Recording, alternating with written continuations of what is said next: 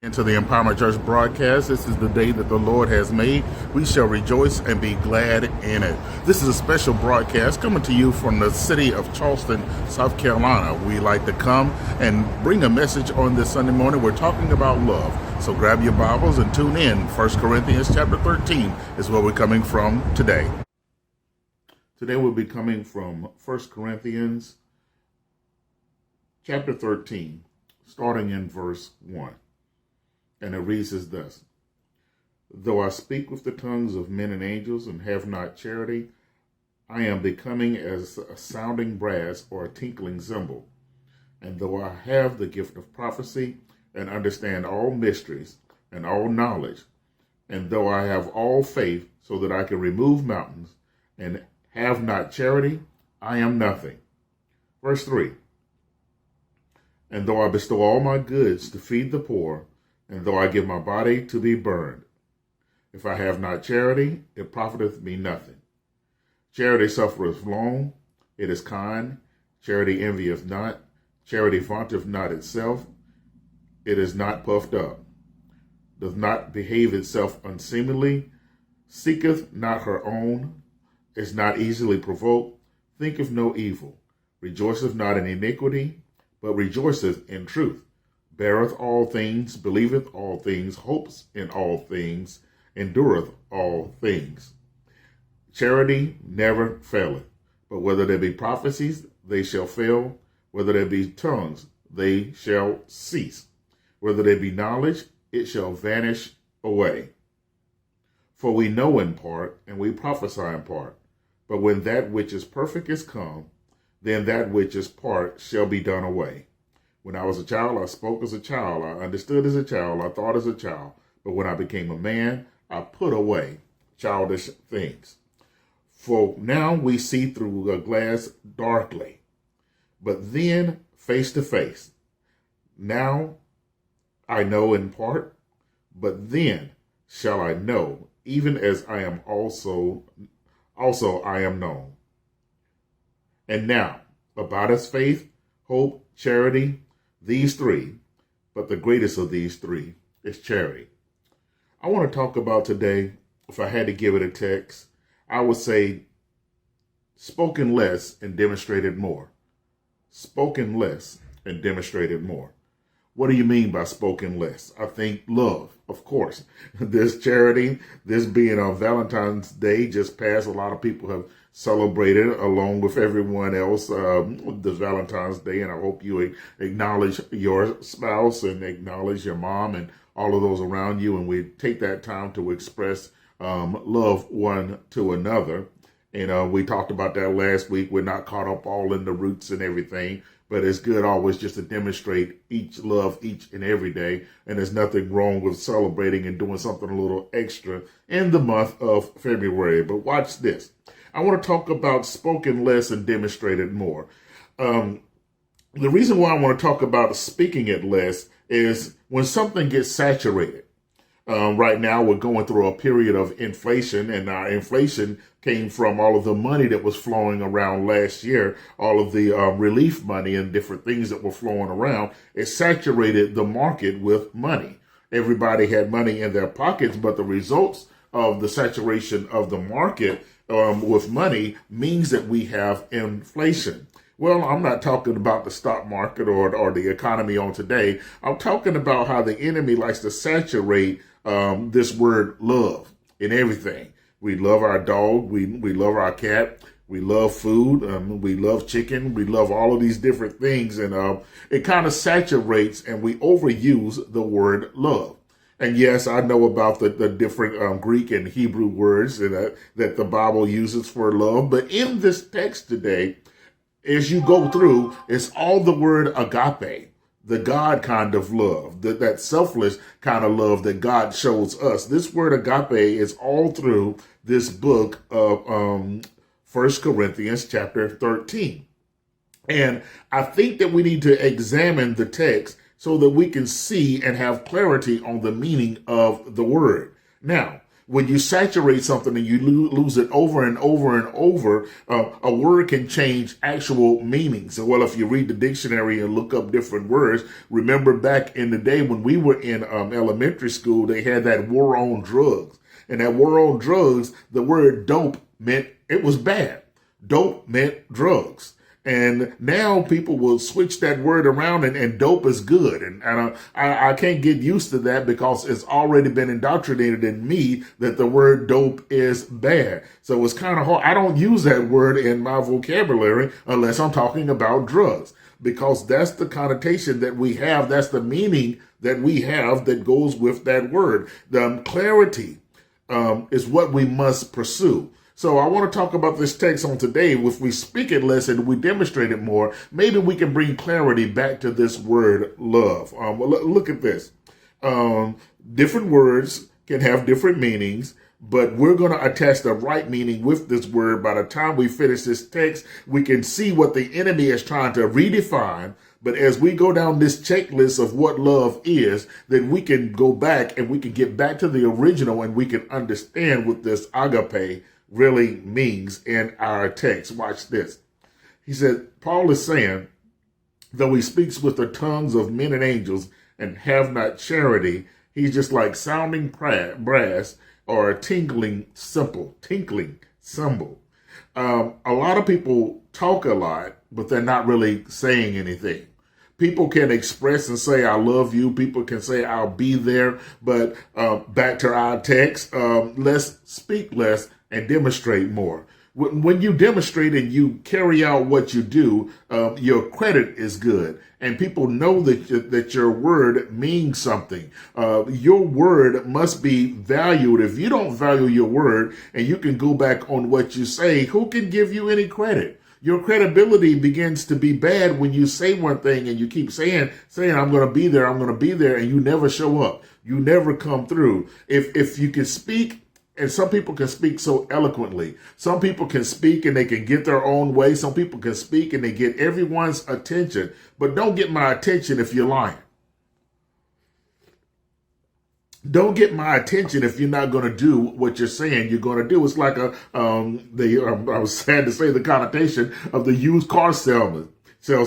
The used car salesman will lie to you and tell you all kind of things that you want to hear. Well, some men tell women everything that they want to hear, and they haven't just come through this season of love. When we saturate it with all of these things that really don't mean anything, they have no value. We're not adding value to it. We're just throwing it, and we're actually dragging the value down. That's what the enemy wants to do. He wants to drag down the value of the word love. So let's learn to speak less and demonstrate more. You can speak, you can sound good, but all of that good talk means nothing if you have not love.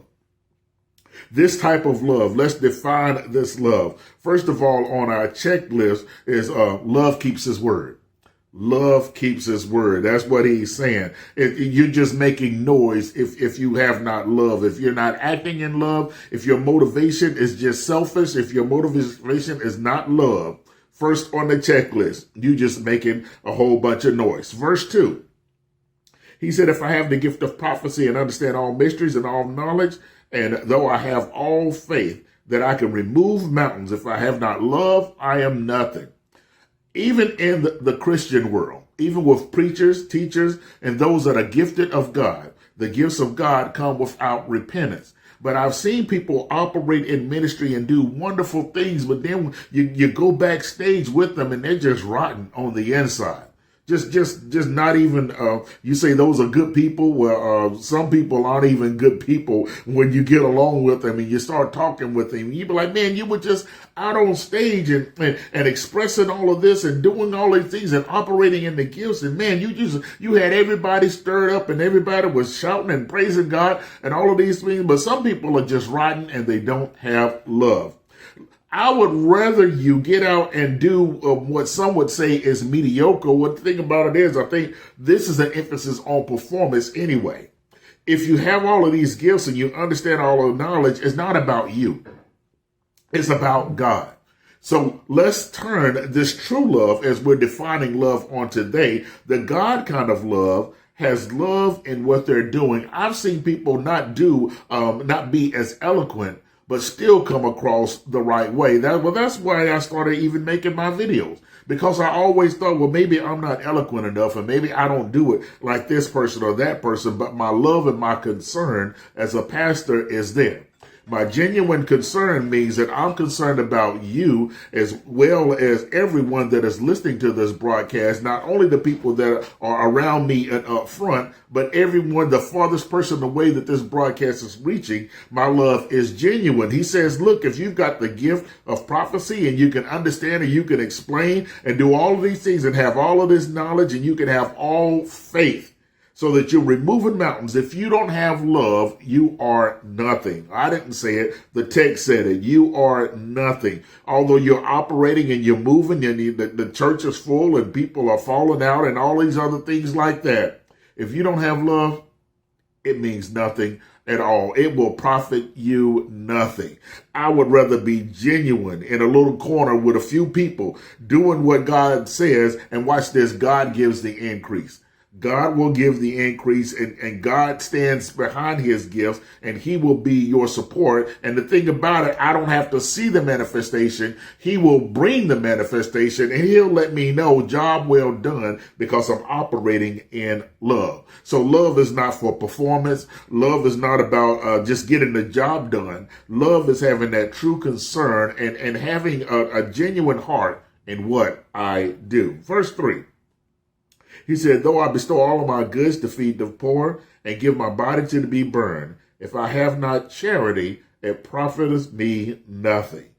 A lot of people will do a lot of good deeds, especially around the end of the year, around the season of giving. And when we do all of these things, watch, if you're not doing what you're doing out of love, if you're doing things for just saying that I did this and I needed a tax return and all of this, well, you just gave it away. Well, the wealth of the sinner is laid up for the just. Hey, sure, I'll take your offering, I'll take your gift, but the thing about it, but make sure that you've got love in behind what you're doing is all I'm saying. I'm not going to turn it down, because when it comes over into God's area and it comes to God's people, it's going to be a blessing. But why miss out on the blessing of your giving when you're giving with the wrong motive? Give with the motive of love, feeding the poor and doing all of these things. If somebody got to argue with you in order for you to feed the poor, if somebody got to beat you over the head in order for you to feed the poor, if someone, you're not doing this thing out of love. So let's give it out of love. And watch. It said, even if you sacrifice yourself. Some people will sacrifice themselves for their job. Lord, I watch people work and they'll just work and work and work until their body is falling apart. Wait a minute. Let's operate in love, and let us operate in wisdom. I understand you're doing something from the heart, but don't sacrifice yourself, and love is not in it. Don't sacrifice yourself for money. Money will come. Money comes when we seek first the kingdom of God. Remember, all of these other things will be added unto us. Verse 4, love suffers long and is kind. It envieth not, it vaunteth not itself, and it is not puffed up. There's a lot to go on our checklist here. Let's go back. Let's see. It suffereth long, it is patient. Sometimes we can get impatient, and Lord, I need to work on that love and that charity when it comes to patience. Some people are better than others, and when it comes to patience and suffering long, God suffered long with us. And if God so loved the world that he gave, we can give, and we can learn how to be patient with other people, and it is also kind. It is also kind. We must remind ourselves to always be kind. And envieth not. I have no reason to be jealous of you when I'm operating in love. Because when I'm operating in love, I know that what God has for me is coming to me. So even if your blessing arrives at your place before it arrives at my place, I have no reason to envy you, because watch this, it vaunteth not itself. There's a lot of vaunting around with using this old English. You're showing off. There's no need to show off when you're operating in love. If love is your motive, watch, we're talking about speaking less and demonstrating more. Let's demonstrate that we don't have to show everything off. God blesses us so that we can be a blessing. Everything that God gives me, it should be available to use in ministry and for the good and the betterment of someone else. If we're here to make everything better around us, we have the resources to be able to do it. So when I get resources, it's not to show off. That there's a lot of this showing off that goes on today. Because watch, when you show off, it's like you're trying to make someone else envious of you. It's not about someone else envying you. I want to be better so you can be better. That's the motivation of love. Put that on our checklist. When our motivation, if my motivation is to see you blessed, if my motivation is to see your relationship get better, then I'm operating in love. But if I'm showing off of my posters just to show you, to try to make you envious, that's not love. Because it envieth not, and it vaunteth not itself, and is not puffed up with ego. Let us remain humble if we're operating in love. To demonstrate love is to demonstrate humility. Jesus did it best. He had the power to call down legions of angels, but no, he said, Father, forgive them, for they know not what they do. That is the true meaning of love. Let's get clarity to this word love. Let's redefine what the devil is trying to change the meaning. Let's get the meaning back to what it needs to be by following the text. It is not puffed up. I'm not all about myself. I'm not puffed up. I don't have the big head. Just because I'm expressing love or doing something out of love, I'm doing it, and my motivation is to see you blessed as well. My motivation is to get better. I know my errors. I know my faults. So you work on your faults so that I can help someone else. He says, take the plank out of your own, the beam out of your own eye before you can take the speck out of someone else's eyes. It didn't tell us that we couldn't help, but when you help, be sure that you worked on yourself first. Next, it does not behave itself unseemingly. Some people will act all out of character. Some manner that they feel that you're going to beat someone into submission and then say, I love you in the next sentence. No, love does not behave itself unseemly. Get your action in check. If you're saying that you love someone and you care for someone, behave like it. Demonstrate it. Speak less, demonstrate more.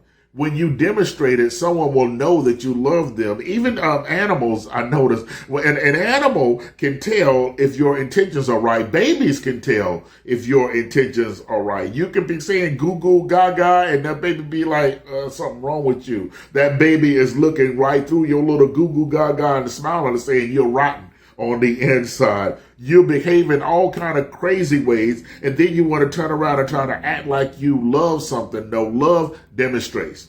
Love does not behave itself unseemly. Sometimes we have to check ourselves, because sometimes our emotions can get the best of us and we can get all upset about something. Take the time to look at yourself. When you're getting all off in a rant and saying all kind of crazy things, listen to what you're saying. Love does not behave itself unseemly. If you're treating other people like you want to be treated, you would stop acting like you're acting, because it does not behave itself unseemly. We're redefining, we're defining and getting back to the real meaning of love, because the enemy is trying to redefine it by thinking anybody can just say, I love you, and smooth things over. No, we're not going to saturate this thing. We're going to speak it less. We're going to demonstrate more. We don't act any kind of way. It seeketh not her own. This is what love doesn't do. And I notice it used the feminine to talk about love. Love seeks not her own. If what you're doing is so you can get what you want, that's not love. Love is, I'm going to give this, and regardless of whether you give me anything back or not, I'm doing this because I'm not seeking my own benefit. I don't come on the air and do everything I do for my own benefit, because I know that the fire on the inside of me must be shared. Preach the word in season and out of season. Reprove, and do what you are supposed to do. I don't do it. I will benefit, because watch, you can't help but be a vessel of God and be used. So I know the benefit comes from God, but watch this, I'm not seeking my own. You don't have to seek your own. God will take care of you when you operate in love, the God kind of love. And it is not easily provoked. Because you're not seeking your own, you're not easily provoked. When people go into something with their own agenda and they get provoked and mad about something, the reason why they're so mad is because they had their own agenda in the first place.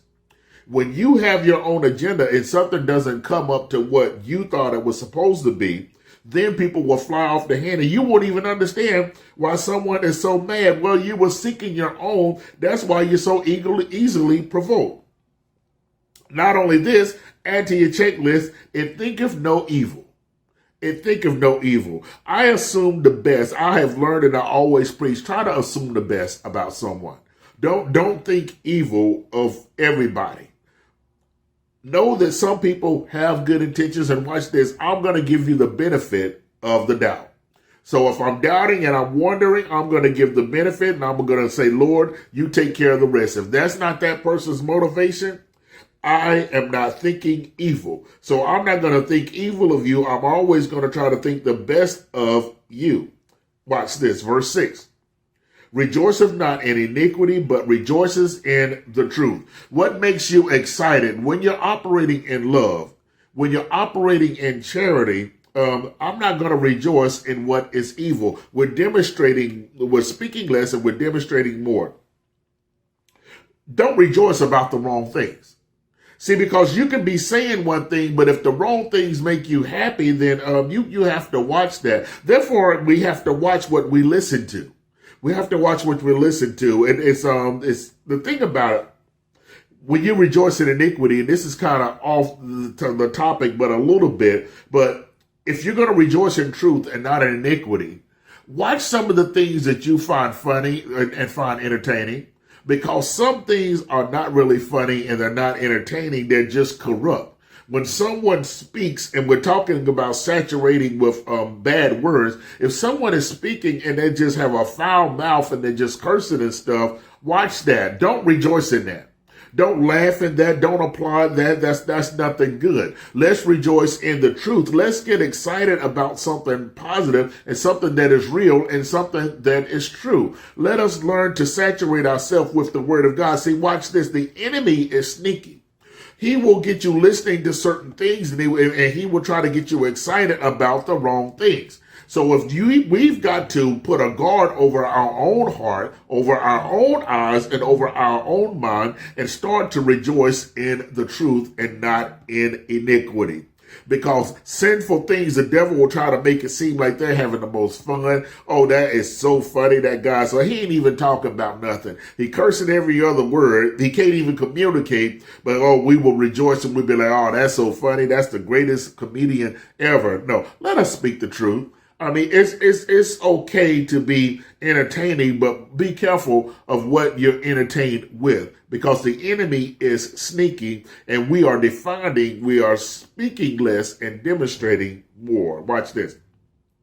Charity never fails. Love never fails. Verse 8. When you love and your intentions are right and you mean well, God will help you in your situation. He'll turn that thing up. What the devil meant for evil, God will turn it into good, because love never fails. What did he say? Never. As long as I'm operating in love and I've already checked my intentions and I'm making sure that I'm using the word love in the correct context, I've done my checklist, he said it will never fail. It will never fail. But where there is prophecy, it shall fail. Whether there will be tongues, they shall cease. And where there is knowledge, it shall vanish away. Everything else in the church has a season. When Jesus returned, there's no more need for prophecy, because prophecy is speaking about the return of the king and his kingdom. So if prophecy is pointing to the return of the king and his kingdom, then it's going to be over with when the king comes back. Tongues are for the spread of the gospel.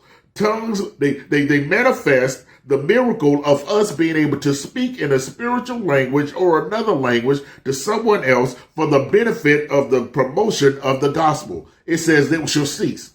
Why is it going to cease? Because the king is coming and there's going to be no need for the spread of the gospel because the good news will be back here. And he said, whether there be knowledge, knowledge about what? All knowledge and wisdom comes from God.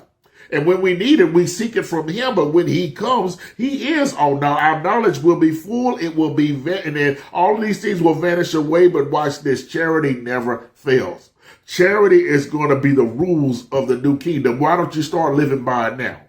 You can't live by it if you don't know where it is. Put your checklist, take your checklist off, and let's start living like we're kingdom citizens now. We are saved, past, present, and future. If you're a kingdom citizen, let's define this word love, and let's start operating in love. Watch this. We know in part, we prophesy in part, but when that which is perfect, that's what I just told you. When he comes back, he gonna straighten it all out. All of that other stuff will be done away, but this love, we're still going to be operating in. At verse 11, when I was a child, I spake as a child and I understood as a child. Let us grow up.